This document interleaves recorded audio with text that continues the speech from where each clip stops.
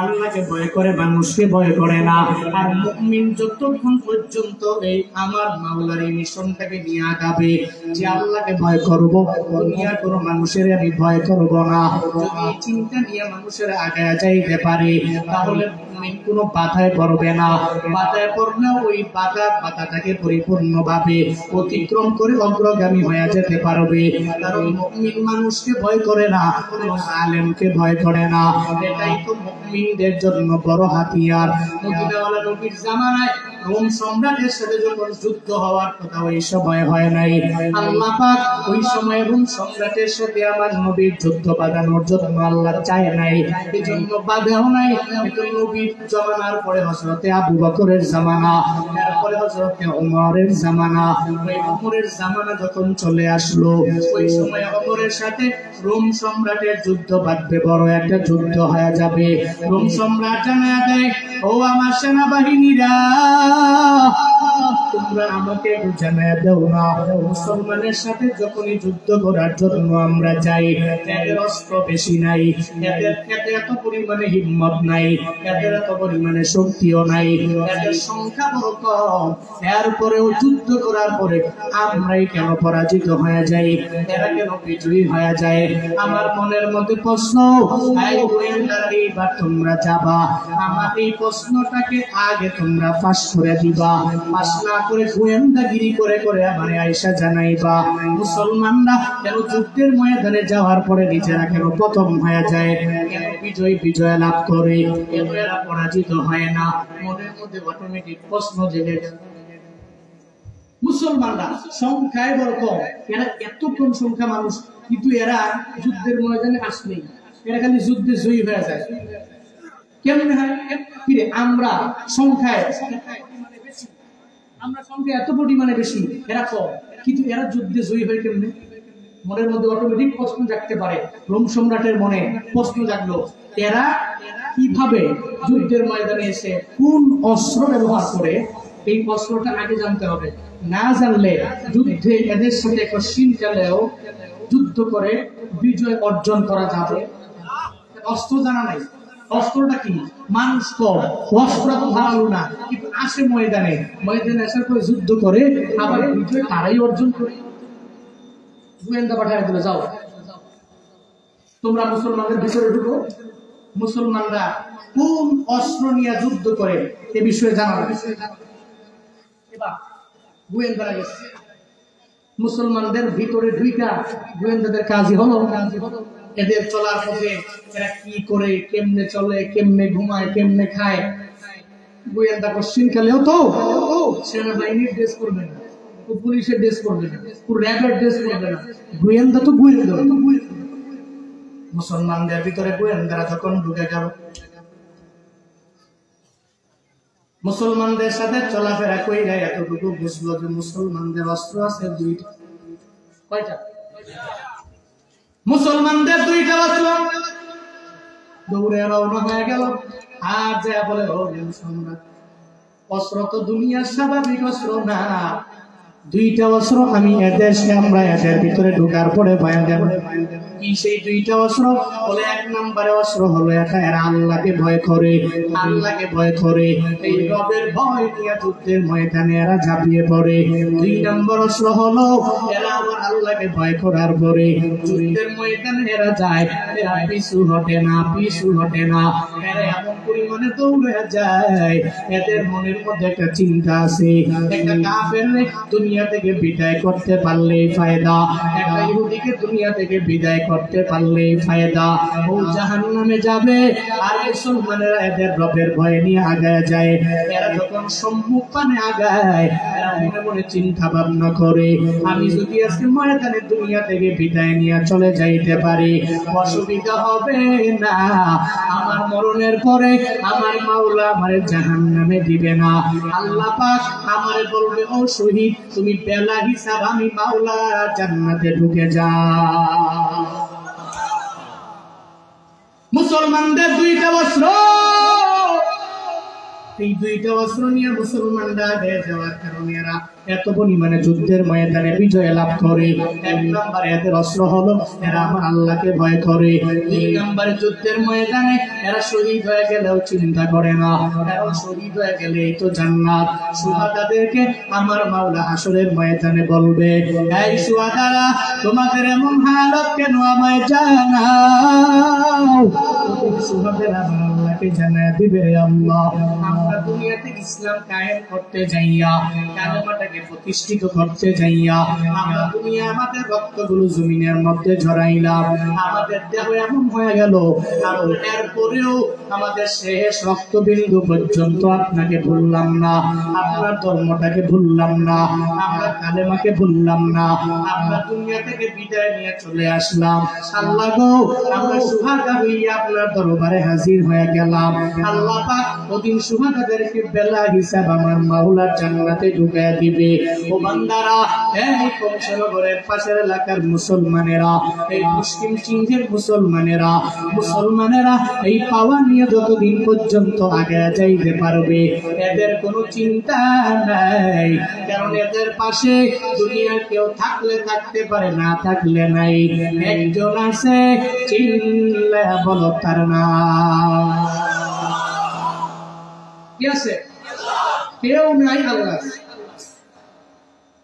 Rome সম্রাটরা এসে জানায় দিল দুইটা অস্ত্র এদের। এখন আপনি বলেন এদের সাথে যুদ্ধের ময়দানে যাইতে পারেন, কোন অসুবিধা নাই। এই দুইটা অস্ত্র নিয়ে এরা আগায় যায়, এই দুইটা অস্ত্র নিয়ে যুদ্ধের ময়দানে এরা আসে। যখন রোম সম্রাটকে বলল, এবার রোম সম্রাট বলে, এই সেনাবাহিনীরা যাও, যুদ্ধের ময়দানে যাবা, ফলাফল কি হইল বা না হইল ওইটা আমি দেখতে চাই না, বরং যুদ্ধের ময়দানে যাও, ওখানে যাওয়ার পরে আমি জানতে চাই, আমি চাই যে কিছু মুসলমানদের দলকে আমার সামনে আনবা, এদের একটা টিমকে আমার সামনে আনবা, আমি এদের ইমানের পরীক্ষা করব, এরা নাকি এদের আল্লাহকে ভয় করে, আমি রোম সম্রাটদের নাকি এরা ভয় করে না, এই ব্যাপারে আমার সামনে আমি এদের পরীক্ষা করব। তোমরা যুদ্ধের ময়দানে যাও। সম্রাট যখন সেনাবাহিনীদেরকে যুদ্ধের ময়দানে পাঠাইয়া দিল, যুদ্ধের ময়দানে যখন এরা যায়, ওই যুদ্ধের ময়দানে মুসলমান যখন পরাজয় বরণ করলো, এবার মুসলমানদের একটা টিম যখন এদের সাথে বন্দী হয়ে যায়, এরা তো রোম সম্রাট বলেছে এদের দরবারে ন্যায় নিয়ে যাওয়া লাগবে, রোম সম্রাটের দরবারে যদি না নিয়ে যায় তাহলে সম্রাট এদেরকে মারধর করবে, এদেরকে আঘাত করবে। এবার একদল মুসলমান বন্দী করে যখন রোম সম্রাটের দরবারে যখন নিয়ে গেল, ওই রোম সম্রাট ডেকে বলে, সাব্বাস, তোরা কি মুসলমানদের দলটাকে আনতে পারলা? বলে পারলাম। যেহেতু আনতে পারলা, আমার সামনে তোমরা দাঁড় করে দাও, তোমরা ডানে বামে দাঁড়ায় যাও। এবার যখন মুসলমানদের এই টিমটাকে যখন সামনে আনা হলো, ওই মুসলমানের দলেরা, এদের সামনে মুসলমানদের লিডার হলো আব্দুল্লাহ ইবনে হুযাফা, আমার নবীর হাতেই বড় একজন সাহাবী। ওই আব্দুল্লাহ ইবনে হুযাফা যখন সামনে দাঁড়িয়ে রইল, সব মুসলমানদের লিডার হলো উনি। ওই জায়গার মধ্যে 40 জন বন্দী, এদের মধ্যে 39 জন স্বাভাবিক মুসলমান, আর এদের ভিতরে লিডার হলো আব্দুল্লাহ ইবনে হুযাফা। যখন আব্দুল্লাহ ইবনে হুযাফা সামনে দাঁড়িয়ে গেল, সামনে দাঁড়ানোর পরে এবার আব্দুল্লাহ ইবনে হুযাফারে জানায়া দেয়, রোম সম্রাট বলে, এই লোকেরা, তোমাদের মাঝে কে এমন আছে যে লিডার তোমাদের একটু জানাও না? আব্দুল্লাহ ইবনে হুযাফা হাত তুলে জানায়া দেয়, আমি হলাম এই সমস্ত মানুষের লিডার, এই জায়গায় আমি দাঁড়ায় রইলাম, আমি সামনে দাঁড়ায় আছি। রোম সম্রাট তাকে দেখে, আব্দুল্লাহ ইবনে হুযাফা যার নাম, এর চেহারাও দেখতে ভালো না, এর পোশাকও দেখতে ভালো না, মনে চিন্তা আছে না নাই? এক কয় লিডার, এক কয় নেতা, নেতার বর্ণ থাকবে একরকম, জেতাবি থাকবে একরকম। আমাদের সেনাবাহিনীর লিডার যিনি, এর ভাব সবই অন্যরকম থাকবে, এরা দেখতেই মনে হবে যে ওরে বাপরে বাপ, এত নেতার মতোই লাগে, এরা তো লিডারের মতোই লাগে। তুমি কি কও না কও, তুমি লিডার? হ্যাঁ, আমি নেতা, আমি। রোম সম্রাট মনে মনে ভাবে, শরীরে গোস্ত নাই, ধাক্কা দিলে পড়ে যাবে। এই ব্যক্তি আবার আইসে বলে লিডার, এখন নেতা। ঠিক আছে, তুমি নেতা, আমি সম্রাটের চিনো? চিনি তো, রোম সম্রাট। রোম সম্রাটকে চিনলে আমার কাছে আত্মসমর্পণ করো, আমি তোমাকে ছেড়ে দিব একটা শর্তে। কি শর্ত? শর্ত হলো তুমি কালেমাকে পূজ্য করে কালেমা ছেড়ে দিয়ে তুমি আমাদের ধর্মে চলে আসবে। নাউজুবিল্লাহ পড়বেন না, আর ওজোরে পড়বেন না। কি কয়? আমাদের দলে আমাদের ধর্মে চলে আসবে। তোমাকে ছেড়ে দেওয়া হবে, তোমাকে মাফ করে দেওয়া হবে, তোমাকে বন্দি করছি, ছেড়ে দেওয়া হবে।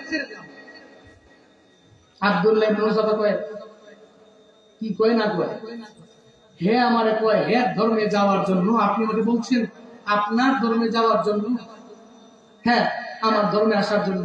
আব্দুল্লাহ ইবনে হুযাফা কয়, এটা জীবনেও আব্দুল্লাহ ইবনে হুযাফার মাধ্যমে পসিবল হবে। ঠিক আছে, বুঝছি। শুধুমাত্র তোমাকে এই উপঢৌকন দিলে হবে না, আরো বড় একটা উপঢৌকন আমি তোমাকে দিব। কি দিবেন বলেন? দি আব্দুল্লাহ ইবনে হুযাফারে জানায়া দেয়, এই সেনাবাহিনীর লিডার আব্দুল্লাহ ইবনে হুযাফা, আমি তোমারে বল, তুমি যদি কালেমা উইথড্র করে নাও, যদি আমার ধর্মে তুমি যদি আসতে পারো, আমার কন্যা সন্তানের সাথে তোমার বিয়ে হয়ে যাবে, তখন তুমি আমার জামাই হবা। আর এই পুরো রোম সাম্রাজ্যের অর্ধেকটা আমি তোমারে দিয়ে দিব, মানে মালিক বানায়া দিব। এই রোম সাম্রাজ্যের অর্ধেকটা মালিক আমি বানায়া দিব যদি তুমি আমার ধর্মে আসতে পারো, ধর্মান্তরিত হইয়া আমার দলের মধ্যে যদি চলে আসতে পারো। আব্দুল্লাহ ইবনে হুযাফা সঙ্গে সঙ্গে জানায়া দেয়, এই রোম সম্রাট, পশ্চিমকালেও এই উপঢৌকন দেওয়ার মাধ্যমে আমাদের ইমানটারে কেড়ে নিতে পারবা না, কারণ আমরা এমন বড় ইমানদার, আমরা এমন ইমান আনলাম, পশ্চিমকালেও এটা পসিবল হবে না। তুমি শুনে নাও, আমি পশ্চিমকালেও তোমার ধর্মে যেতে পারি না, তোমার দলের দলভুক্ত হতে পারি না। শুধু সাম্রাজ্য না, পৃথিবী যদি আমার হাতের মুঠোর মধ্যে তুমি যদি এনে দাও, তারপরেও আমরা কালেমা চাইরা তোমার ধর্মে চাইতে পারি না। পড়েন সুবহানাল্লাহ। আমারে যদি তুমি পুরো দুনিয়া দাও, পুরো দুনিয়া দিলেও আমার কালেমা থেকে তুমি বাদ দিয়া তোমার ধর্মের মধ্যে নিতে পারবা না, তোমার দলের মধ্যে তুমি আমারে নিতে পারবা না। সঙ্গে সঙ্গে রোম সম্রাটের দরবারে যখন এই কথা জানা দেয়, এবার রোম সম্রাটের মাথা গরম হয়ে গেল। আরে কি কয় রে, এই ছোট গোলায় এত বড় ইমানদার হয়ে গেল। মুহাদ্দিসিনে কেরামগণ জানা দেয়, ওই সময় ওনার বয়স মাত্র 17 হবে, আবার কেউ বলে মাত্র 19 বছরের বয়স হয়ে যাবে। ও এলাকার যুবকেরা, তোমরা যেই বয়সে ঠিক মতো নামাজেও যাও না, ঠিক মতো রোজাও রাখো না, ঠিক মতো নেক আমলের লাইনে অগ্রগামী হও না, এমনকি অনেক মা বাবা পর্যন্ত জানা দেয় আমার 17 বছরের বুলাটা, এটা আমার জাদু, এর রোজা না রাখলে কোনো অসুবিধা হবে না। অনেক সময় মা ধইরা রমজানে দিনের বেলা খাওয়ায়, এমনকি নামাজের ব্যাপারেও যখন ওই বাচ্চাটাকে পরিপূর্ণভাবে প্রেসার দেয় না, আর তার ব্যাপারে বলে সে এখনো ছোট, আরো 2 বছর পরে সে নামাজে যাবে, রোজা রাখবে, নেক আমল করবে। ও আম্মা জানেরা, আপনার সন্তানের আপনি ঢিল দিয়েন না, এই সন্তানদের এখন থেকেই নামাজের লাইনে অগ্রগামী বানানো লাগবে। এই যুবকেরা যারা ওয়াজ মাহফিল শোনার জন্য বিভিন্ন জায়গায় যাও, ওলামায়ে কেরামের মহব্বত করো। শুনে নাও রে বাবা, তোমার আমার মতো বয়সী আব্দুল্লাহ ইবনে হুযাফা আবার এর বয়সের চাইতে এত পরিমাণে ছোট। ওই আব্দুল্লাহ ইবনে হুযাফা জানায়া দেয়, ও সম্রাট, না না, আমরা তো এক আল্লাহর প্রতি ঈমান এনেছি, ওই রবের প্রতি ঈমান যখন একবার আনলাম, পশ্চিমকালেও তোমার কথা মানতে পারি না, পশ্চিমকালেও আমি তোমার ধর্মে যেতে পারি না। এবার রোম সম্রাট হয় আব্দুল্লাহ ইবনে হুযাফা আর তার দল বললে নিয়ে যাও, এবারে জিন্দারখানায় বন্দী করে দাও। যখন স্বার্থের মধ্যে আঘাত লেগে গেল, জিন্দারখানায় বন্দী করার জন্য ব্যাকুল হয়ে গেল, এদের নিয়ে যাও আর জিন্দারখানার মধ্যে বন্দী করে দাও। আব্দুল্লাহ ইবনে হুযাফার এক পক্ষে রাখবা, আর বাকিগুলারে অন্য পক্ষের মধ্যে রেখে দিবা। যখন আব্দুল্লাহ ইবনে হুযাফারে রেখে দেওয়া হলো, রোম সম্রাট শর্ত বসায়া দিল, সবাই খাবার দিলেও আব্দুল্লাহ ইবনে হুযাফারে কোনো খাবার দেওয়া যাবে না। ও ডক্টর, যখন আব্দুল্লাহ ইবনে হুযাফা মারা যাবে ভাব, সময় তুমি আমার দরবারে আসবা, আমি যখন যা বলবো সব আমার কথা মাইনা নিবা। আব্দুল্লাহ ইবনে হুযাফা যখন একা একা জিন্দানখানায় বন্দী হয়ে গেল, অন্য জায়গায় সমস্ত লোকেরা তার 39 জন সঙ্গী অন্য জিন্দানখানায়, আরেক একেবারে অন্ধকার ওই ঘরের ভিতরে যখন আব্দুল্লাহ ইবনে হুযাফারে ঢুকায় দেওয়া হলো, শর্ত দিয়েছে কোনো খাবার দেওয়া যাবে, এই বলে না খাবার দেওয়া যাবে, যাবে না, কোনো খাবার দিবা না। হ্যাঁ, আবার মরার আগে, মৃত্যুবরণ করার আগে, সাধ্য যাতে মরে না যায় এটা তোমার লাগবে। মৃত্যুবরণ করার আগে ডাক্তার তুমি আমাকে বলবা আয়েশা যে আব্দুল্লাহ ইবনে হুযাফা মনে হয় কিছুক্ষণ পরে মারা যাবে, যাতে করে সে মারা না যায় এরপরে কি ডিসিশন নিব, কি সিদ্ধান্ত নিব এটা আমি নিব। আব্দুল্লাহ ইবনে হুযাফার রুমের মধ্যে ঢুকায় দিল, এত পরিমাণে অন্ধকার। আব্দুল্লাহ ইবনে হুযাফারে যখন খাবারও দেয় না, কিছু দেয় না, সব সঙ্গীরা এক রুমে, আব্দুল্লাহ ইবনে হুযাফা আরেক রুমে। আব্দুল্লাহ ইবনে হুযাফা যখন খাবার দেয় না, একজন মানুষ কয়দিন না খায়া থাকতে পারে? একদিন হয়ে গেল, 2 দিন হয়ে গেল, 3 দিন হয়ে গেল, 4 দিন হয়ে গেল, সপ্তাহখানেক যখন হয়ে গেল, আব্দুল্লাহ ইবনে হুযাফা এমন একটা হালাত হয়ে গেছে, আব্দুল্লাহ ইবনে হুযাফা মাটির মধ্যে গড়াগড়ি খায় শুয়ে পড়ছে। ডক্টর মনে করেছে আব্দুল্লাহ মনে হয় দুনিয়া থেকে বিদায় নিয়ে চলে গেছে। ডক্টর দৌড়ে যায়, সম্রাটরে যে আব্দুল্লাহর ব্যাপারে জানানোর জন্য বললেন, এই আব্দুল্লাহর হালত তো ভালো না, সে তো মারা যাবে, মারা যাবে, মারা যাবে ভাব হয়ে গেল। আমি আপনার কাছে ওই আব্দুল্লাহর ব্যাপারে আপডেট দেওয়ার জন্য আসলাম, ও মনে হয় দুনিয়া থেকে বিদায় নিয়ে চলে যাবে। এবং সম্রাট বলে দাঁড়াও, যাতে করে সে মারা না যায় এখানকার জন্য একটু খাবার নিয়ে যাও। তবে খাবার নিবা কি? শুকুরের গোশত নিয়ে তার সামনে হাজির করে দাও, তার সামনে মদের বোতল নিয়ে, মানে মদের পানীয় নিয়ে হাজির হয়ে যাও। তাহলে বলে দাও তুই দুনিয়াতে বেঁচে থাকতে চাও, তাহলে শুকুরের গোশত খেয়ে পাইছে থাকো, অসুবিধা হবে না। দুনিয়াতে বেঁচে থাকতে চাইলে এই মদের পানীয় দ্বারা তুমি তোমার তৃষ্ণাটাকে পরিপূর্ণ মিটায় নাও। যখন এই কথা বলে, যখন তার দরবারে পাঠানো হয়, যে যখন দরওয়াজা খুলে দেওয়া হলো, আব্দুল্লাহ ইবনে হুযাফারে জানায়া দেয়, ও আব্দুল্লাহ তুমি খাবার খাইবানি, তোমার দরবারে খাবার নিয়ে আসলাম। ও আল্লাহর বান্দারা, একজন বান্দা যদি 7 দিন না খায়, কি পরিমাণে পেটের মধ্যে ক্ষুধা জমে যায়, কি পরিমাণে তৃষ্ণার্ত হয়ে যায়, তাকে পানিও দেওয়া হয় না, খাবারও যখন দেওয়া হয় না, এমন একটা হালাতের মধ্যে ওর সামনে নিয়ে যায়, ওই তোমার জন্য খাবার নিয়ে আসলাম, খাবার খাও। তবে শুনে নাও, যে খাবার তোমাকে দেওয়া হলো, এই খাবার হলো শুকরের গোশত, আর এই যে পানীয় দিয়ে দিলাম এটা হলো মদের পানীয়। এখন মন খুলে খাইতে পারো, খাও, কোনো অসুবিধা হবে না, তোমারে দিয়ে দিলাম। আব্দুল্লাহ ইবনে হুযাফা কয়, এই সেনাবাহিনী আমারে চিনো না, আমরা তো এমন ইমানদার, আমাদেরকে চিনতে পারো নাই, কেমন দামি ইমানদার আমরা। আমার মাওলার প্রতি এত পরিমাণে আস্থা নিয়ে চলাফেরা করি, দুনিয়ার কেউ যদি আমাদেরকে না খাওয়ায়, আল্লাহ তো মরণের পরে আমাদেরকে জান্নাতে খাওয়াবে। আমার পেটের মধ্যে বড় ক্ষুধা, আমি ক্ষুধার যন্ত্রণায় ছটফট করতে পারি, তবে পশ্চিমকালেও এই তোমাদের শুকুরের গোশত আমি আব্দুল্লাহ খাইতে পারি না। আমি পেটের ক্ষুধা যন্ত্রণা সহ্য করে নিতে পারবো। পুরো দুনিয়ার সমস্ত হারাম খাবার যদি আমার সামনে তোমরা যদি আইনা দাও, এরপরেও এই খাবার আমি পশ্চিমকালেও ভক্ষণ করতে পারবো না, আমি পানিও পান করতে পারবো না। যাও যাও, আমার জায়গা থেকে এই মদের বোতলটা নিয়ে যাও, আমার জায়গা থেকে শুকরের গোশতগুলো নিয়ে যাও।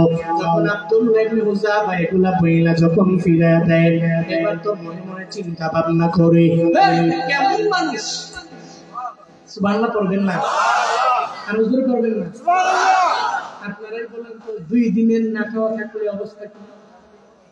কথা বলো না কেন? ওই কি আর হারাম কাজ, খালি দে খালি, হ্যাঁ, আরে ক্ষুধার্ত না হইয়াই খাবার আছে, এরপরেও আমার যুবকেরা মাদক দ্রব্য সেবন করে, আছে না নাই? কথা বলো না কেন? মদ্যপান করে বারে যায়, বাংলাদেশের মোস্ট রিচেস্ট ম্যানদের ছেলে যদিও এখন কিছু কমছে, আগে ছিল। ওরে বাপরে বাপ, এদের টাকা পয়সা তো এদের কামানো নয়, আপনার আমার ঘাম ঝরানো টাকা দিয়ে এরা কোটি কোটি টাকা সুইস ব্যাংকে অ্যাকাউন্ট করার মাধ্যমে দেশ থেকে পাচার করেছে। এদের ছেলেরাই তো মদের বারে যাইতো, কোটি কোটি টাকা, লাখ লাখ টাকা ক্যাসিনো ব্যবসায় নষ্ট করেছে। এই সম্পদ আমাদের, এই সম্পদ যদি এরা নষ্ট না করতো আমার দেশ সোনায় ভরপুর হয়ে যেত। চিন্তা করি এই সম্পদ নষ্ট করেছে আমার আপনার, যা পাইছে খালি খাইছে, ঠিক কিনা? বাবা এক একজন অনেকে ওদিন বামবাড়িয়া বয়ানে গেলাম, কেউ রাখা উড়া দিয়া পালাই গেছে, টাকা তো এদিন নিজের না, টাকা কার? জনগণের। তো কামাইছে যদি 100 কোটি, 50 কোটি, 60 কোটি, 1000 কোটি, সব জনগণের টেহা হের ব্যাংকে। এখন যদি যাওয়ার পথে কয়, এই আমার খালি তুই বর্ডার ক্রস করে দিবি, আমার জীবনের বিনিময়ে তুই 10 কোটি দিব, 20 কোটি দিব, 50 কোটি দিব, মনে মনে চিন্তা ভাবনা করে অসুবিধা কি? যদি ফ্রিতে গেলে একজনের বর্ডার ক্রস করে দিতে পারি তো 50 কোটি পাইব, ঠিক কিনা? টাকা তোর বাপের না, টাকা তো জনগণের, জনগণের টাকা। পেটে ক্ষুধা নাই, খাবারও আছে, এরপরে মদ্যপান করে। কি পরিমাণে ইমান বলা আব্দুল্লাহ ইবনে হুযাফা, এরা দুনিয়ার কোন মানুষকে ভয় করে না, দুনিয়া হারাম কোন খাবার ক্ষুধার্ত হওয়ার পরেও খাইতে চায় না, বরং বলে আমাকে মেরে ফেলতে পারো, আমারে কাটতে পারো, আমারে আঘাত করলে আঘাত করতে পারো, কোনো অসুবিধা নাই, তবে আমি ক্ষুধার্ত হয়ে পেটের ক্ষুধার যন্ত্রণায় ছটফট করে দুনিয়া থেকে বিদায় নিয়ে চলে যাব। এতে বিন্দু মাত্র পরিমাণ আমি চোখের পানি ফেলে কান্না করবো না। এরপরেও তোমাদের এই শুকরের দুষ্ট মদের পানীয় আমি ভক্ষণ করবো না, পান করবো না। চিল্লে পড়ে যাবে না আল্লাহু আকবার। মোরা কামানের মুখোমুখি দাঁড়িয়ে, মোরা কামানের মুখোমুখি দাঁড়িয়ে আল্লাহু আকবার বলবো। আসুক না যত বাধা, যত ঝড় সাইক্লোন, রাসূলের পথে মোরা চলবই এ জীবন বাজি রেখে, দিনের নিশান মোরা বাংলার আকাশে ওড়াবই। মোরা বুলেটের সামনে দাঁড়িয়ে, মোরা বুলেটের সামনে দাঁড়িয়ে আল্লাহু আকবার বলবো। আসুক না যত বাধা, যত ঝড় সাইক্লোন, রাসূলের পথে মোরা চলবই এ জীবন বাজি রেখে, দিনের নিশান মোরা বাংলার আকাশে ওড়াবই। ঠিক কিনা? ইনশাআল্লাহ আল্লাহ এদেশের সংসদ ভবনের উপরে কালেমার পতাকা পথ করে উঠবে, উলামায়ে কেরাম এদের শাসন করবে, এদেশের প্রত্যেকটা জায়গায় ইনসাফ কায়েম হবে, প্রত্যেকটা নেতা আদেল হয়ে যাবে। আমার নবীর বিরুদ্ধে কটূক্তি করতে দেরি তার সর্বোচ্চ আইন ফাঁসির কাছে বাইতুল মুকাররমে ঝুলাবে, এমন একটা সময় দেখার তৌফিক আমাদেরকে দান করেন। সকলে বলেন আমিন, আরো জোরে বলেন আমিন। আপনারা এই সময়টা আসুক, এদেশ আদালত দিয়ে ভরপুর হোক, এদেশ ইনসাফ দিয়ে ভরপুর হোক, এদেশের প্রত্যেকটা মানুষ রিল্যাক্সে জীবন যাপন করুক। চান্ত ইনশাআল্লাহ। আমি আল্লাহর কাছে দোয়া করি, আল্লাহ তোমার বান্দাগুলোরে তুমি এমন একটা সময় দেখায়ও, পড়ে না আমিন। এমন একটা সময় আসলে কি ভালো লাগে বলে, চিন্তা করুন একটু। এই সমাজ পরিবর্তন, সমাজের মানুষগুলো অন্যায় বিচার এগুলো ভুলে যাবে। তবে এই সময় দেখার জন্য আমাদের একটা কাজ আছে। কি কাজ হুজুর? কাজ হলো নিজেকে নিজে পরিবর্তন করতে হবে। নিজেকে নিজেই কি করতে হবে? খালি সমন্বয়কদের উপরে ছেড়ে দিলে হবে। সার্জিস তো আছেই, হাসান আব্দুল্লাহ তো আছেই, হাসিব মাহমুদ সজীব ভুইয়া কুমিল্লার সন্তান আছে তো, নাহিদ আছে তো, এরাই পরিবর্তন করবে। আমরা কি খালি এরাই চেষ্টা করবে, আমরা চেষ্টা করব না। আমরা খালি সুন্দর করে আগে যে যেমন ছিল এখন তেমনই থাকবে। আমরাই দুর্নীতি খালি বাড়াই দিব, আর খালি বাড়ায়া বাড়ায়া বাড়ায়া হেগো দোষ, হেরা দেশ নাকি পরিবর্তন করবে। এই না, হেরা দেশ পরিবর্তন করবে কেন? দেশ পরিবর্তন করার দায়িত্ব আমার আর আপনার। এই সমাজ পরিবর্তন করার দায়িত্ব আমার আপনার। এই জন্য নিজে আগে চেঞ্জ হবে, নিজে আগে পরিবর্তন হবে। আগে নিজ চরকায় তেল দিয়ে নিজেকে পরিবর্তন করুন, অটোমেটিক আপনার সোসাইটি, আপনার সমাজ অটোমেটিক পরিবর্তন হবে। আল্লাহ সে তৌফিক আমাদের সবাইকে দান করেন। সকলেই পড়ি আমিন। আরো জোরে পড়েন আমিন। জিকির করেন লা ইলাহা ইল্লাল্লাহ, সবাই লা ইলাহা ইল্লাল্লাহ, লা ইলাহা ইল্লাল্লাহ,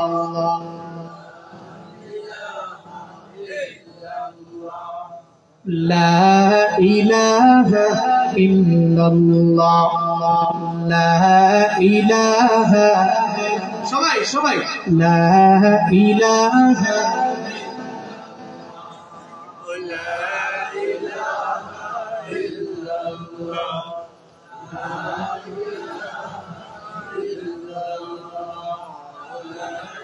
লা ইলাহা ইল্লাল্লাহ, লা ইলাহা।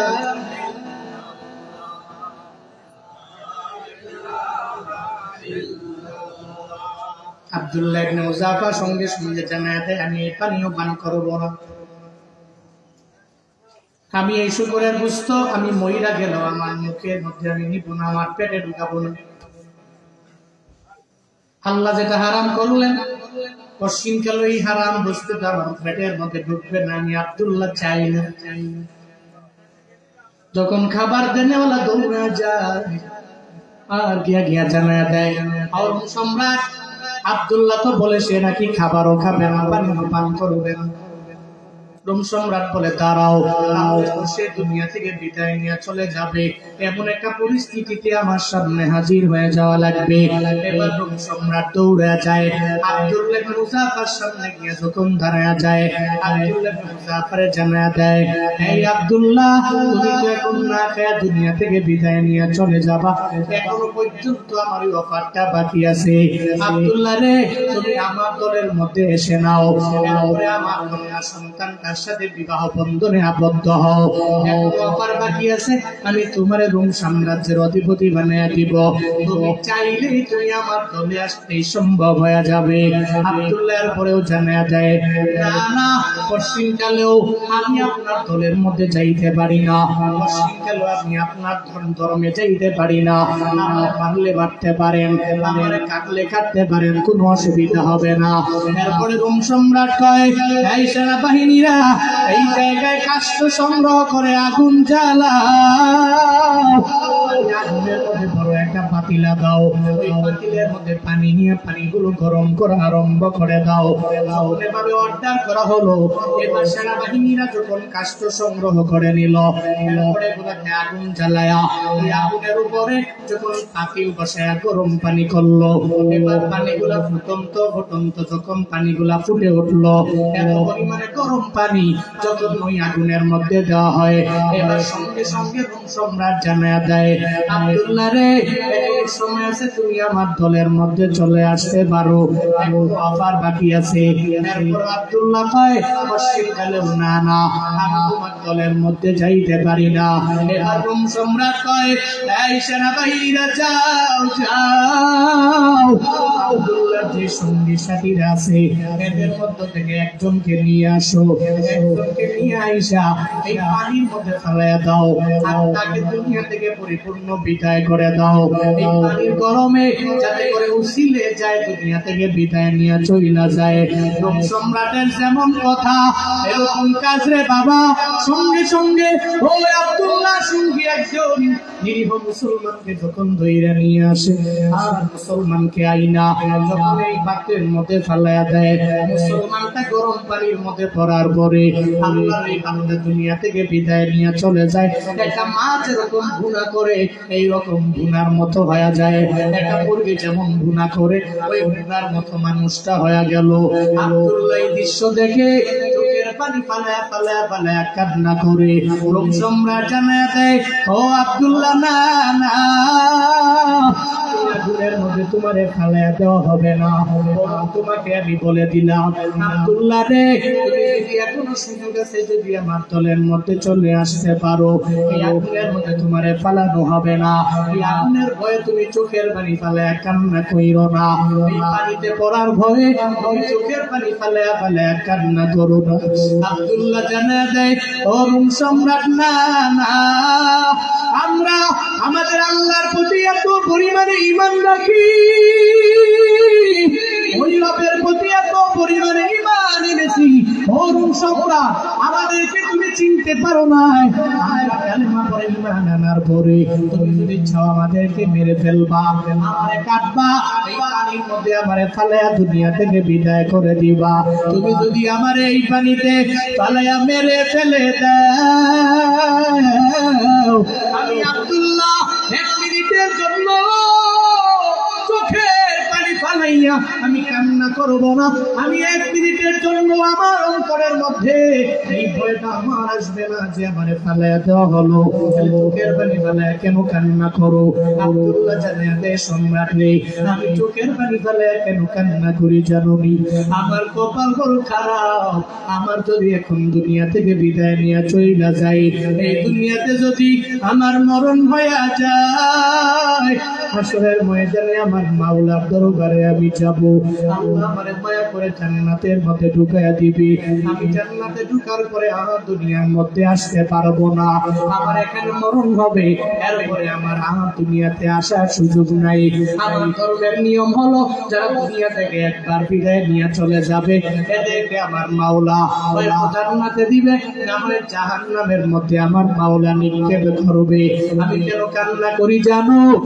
দুনিয়ার মধ্যে আর আসতে পারবো না বলে আল্লাহ যদি আমারে দুনিয়া থেকে বিদায় নেওয়ার পরে আবার যদি আমার মাওলা আমারে যদি বলতো, আব্দুল্লাহ তুমি আবার দুনিয়ার মধ্যে যাও, যুদ্ধের ময়দানে জিহাদ করার জন্য যাও, আমি আবার আসতাম, আমার যুদ্ধের ময়দানে জিহাদ করে শহীদ হয়ে যেতাম, আমি আবার আমার আল্লাহর দরবারে যেতাম। আল্লাহ আবার বলতো, আব্দুল্লাহ তুমি আবার দুনিয়াতে যাও, আবার আমার দুনিয়ার মধ্যে পাঠিয়ে দেওয়া হতো।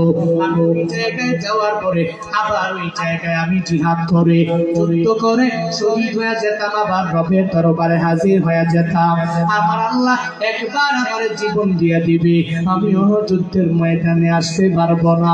নিজের জীবনের জন্য কান্দি না, আমি কান্না করে আল্লাহ আমার কেন বারবার জীবন দেয় নাই, এই জন্য আমি চোখের পানি ফালায়া ফালায়া কান্না করি, আমি এই জন্য কান্না করি। এবার সম্রাট কয়, আরে তোমার এত মাইন্ডা লাভ নেই, তোমার এত পরিমাণে ইমানের পাওয়ার, এটা দেখার জন্য আমি তোমাকে আনলাম। মুসলমানদের ইমানের পাওয়ার বুঝি এমন হয়, এত পরিমাণে মুসলমানদের ইমানের পাওয়ার যদি হয়, অন্যান্য ইমানদারদেরও ঠিক একই পরিমাণে পাওয়ার আমার বুঝতে আর বাকি নাই। ইমানদারেরা যুদ্ধের ময়দান থেকে কেন খালি ফেরত যায় না, কেন বিজয়ী হয়ে যায়, কেন পরাজয় বরণ করে না? মানে বোঝা গেল এরা দুনিয়ার মানুষের ভয়টাকে জয় কইরা নেয়, ভয়টাকে জয় করে রবের উপরে তাওয়াক্কুল করে এরা অগ্রগামী হয়ে যায়। এই কারণে দুনিয়াতে এরা বড় দামি, দুনিয়াতে এরা বড় সম্মানিত হয়ে যায়। আল্লাহ কয়, তুই দুনিয়া বিলাইনের সমস্ত ভয় দেখাই আমি আল্লাহ পরীক্ষা করব। তবে চিন্তা নাই, তুমি আমি রবের দরবারে তাওয়াক্কুল করে আগাও। আমি রবকে ভয় করো, দুনিয়ার কোন মানুষকে ভয় করবা না। এক নম্বরে আমি আল্লাহ তোমাকে ভয় দেখায় বান্দা পরীক্ষা করব। দুই নম্বরে আল্লাহ পাক জানায়া দিলেন ওয়ালজু, আমি আল্লাহ ক্ষুধার্ত দিয়া বান্দা তোমাকে পরীক্ষা করব। তুমি সকাল বেলা খাইলা, দুপুরে খাবার জোগাড় করতে কষ্ট হয়ে যাবে। আবার দুপুরে খাইলা, রাতে খাবার জোগাড় করতে কষ্ট হয়ে যাবে। খাওয়া ভাব, তোমার ঘরের মধ্যে খাবারও থাকবে না, চাউলও থাকবে না। এমন একটা বিপদের মধ্যে আমি আল্লাহ তোমারে ফেলে দিব, ক্ষুধার্ত হয়ে যাবা। এই যে বন্যা গেল, ফেনীতে বন্যা হলো, বুড়িচঙে বন্যা হলো, তারপরে ব্রাহ্মণবাড়ায় বন্যা হলো। সেই মানুষগুলো এলাকার মধ্যে যাকাত দেয়, উনিও চাইলে দান করতে পারে। এমন একটা পরিস্থিতির মধ্যে পড়ে গেল, এর চাইতে আরো অনেক গরিব মানুষ তাকে দিয়া দিয়া ত্রাণ দেয়। এমন ঘটনা হয় কি হয় না? এই ঘটনা তো হইল যে এত পরিমাণে ধনী, উনি চাইলে দান করতে পারে, উল্টা ওনারা দান করার জন্য ত্রাণ নিয়ে আসে। এর মানে উনি বিপদে পড়েছে, মুসিবতের মধ্যে পড়েছে। আল্লাহ কয় তোমার বিপদ যেহেতু পরীক্ষা করি, তোমার ক্ষুধার্ত রাইখা সকালবেলা খাবার দিলাম, দুপুরে দিব না, দুপুরে দিলাম, রাতে খাবার জোগাড় করতে পরীক্ষা আমি আল্লাহ তোমাকে করবো। তুমি চিন্তা করো না, তোমাকে ক্ষুধার্ত রেখে আমি আল্লাহ পরীক্ষা করছি।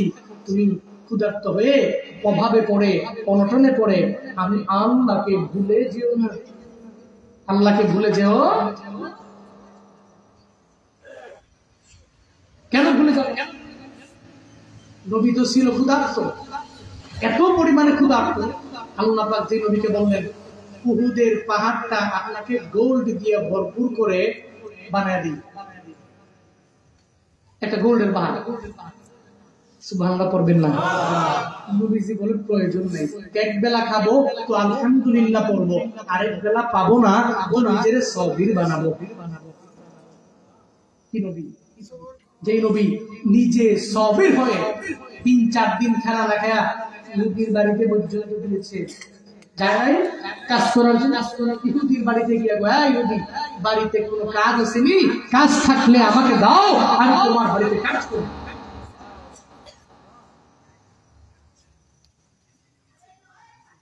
রহমাতুল লিল আলামিন নিজেও ক্ষুধার্ত হয়ে গেলেন, বান্দা কোনো চিন্তা নাই। আল্লাহ পাক জানায়া দিলেন এই নবীর উম্মতেরা, এই আমার বান্দারা, আমি আল্লাহ তোমাকে ক্ষুধার্ত রেখে রেখে পরীক্ষা করব, তবে কোনো চিন্তা করবা না, আমি আল্লাহ সব সময়ের জন্য তোমারে ক্ষুধার্ত রাখবো না। ইন্না মাআল উসরি ইউসরা, নিশ্চয়ই দুঃখের পরে তোমার জন্য সুখ রয়েছে, তুমি চিন্তা করবা না, পরীক্ষা হয়ে যাবে।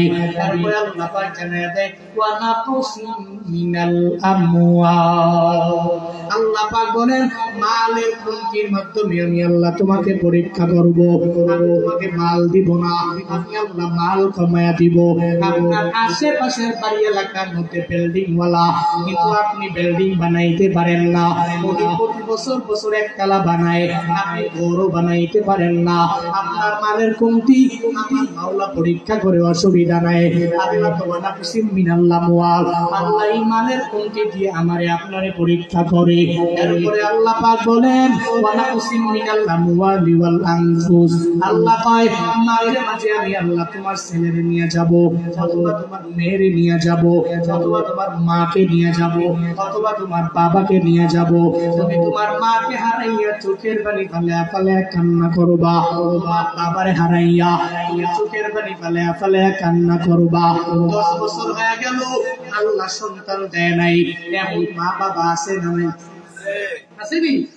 হুজুরের কাছে গিয়ে আবদার করে হুজুর দোয়া করবেন আল্লাহ পাক যাতে করে আমার একটা ছেলে দিয়া দেয় অথবা মেয়ে দিয়া দেয়, একটা সন্তানের মা বাবা যাতে করে আমারে বানায়া দেয়। আবার চোখের পানি বানাইয়া হাজার ধরে ধরে কান্না করে, একটি পুত্র দে রে আল্লাহ, একটি পুত্র দে, কামাই খাইবার আশা নাই রে, আমি মাটি দিব কে, কামাই খাইবার আশা নাই রে, আমি মাটি দিব কে। চোখের বাড়ি ফালাইয়া মা বাবা আমার মাওলার দরবারে আবদার জানায়। আল্লাহ কয় তোর 10 বছর পরে আমি আল্লাহ একটা ছেলে দিয়ে দিলাম, ওই ছেলেটাকে আমি আল্লাহ উঠে নিয়ে যাব।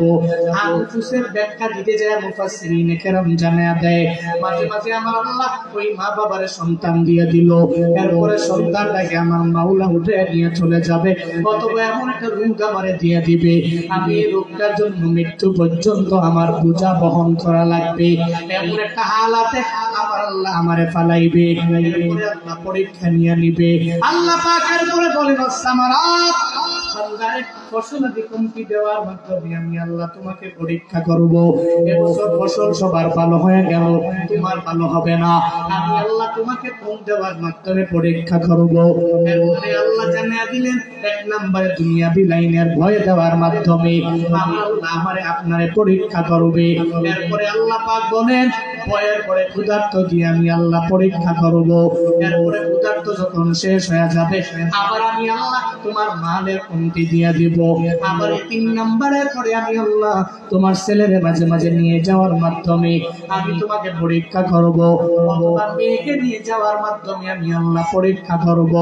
এরপরে লাস্ট নম্বরে আল্লাহ সুন্দর করে বান্দারে প্রশ্নপত্র পাস করে জানিয়ে দিলেন, বান্দা আমি আল্লাহ লাস্ট নম্বরে তোমার ফসলাদি কমতি করার মাধ্যমে আমি আল্লাহ তোমাকে পরীক্ষা করব।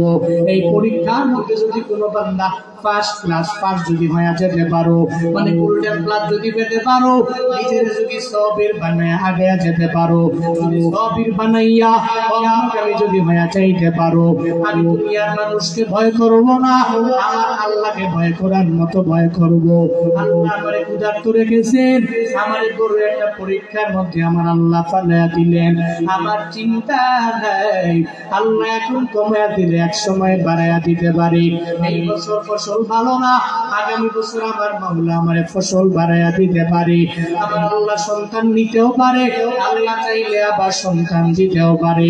এই চিন্তা নিয়ে যদি মুমিন আগে যায়, নিজের যদি পরিপূর্ণ সবির বানায়া নেয়, ধৈর্য ধারণকারী বানায়া নেয়, আল্লাহ পাক জানায়া দেয় পয়গম্বর আমার এই ধৈর্য ধারণকারী বান্দার জন্য আ'দাতু লিইবাদিয়াস সালিহিন মা লা আইনুন রাআত ওয়ালা উযুনুন সামিআত ওয়ালা খাতার আলা কলবি বাশার।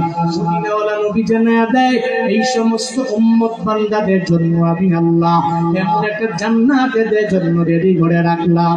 এরা যদিও দুনিয়া পায় নাই, আখিরাতে এমন এক জান্নাতের মালিক আমি বানাবো, সেই জান্নাত দুনিয়ার কোনো চক্ষু দেখে নাই, দুনিয়ার কোনো কর্ম শ্রবণ করে নাই, দুনিয়ার কোনো মানুষের অন্তরের মধ্যেও কল্পনা জাগে না।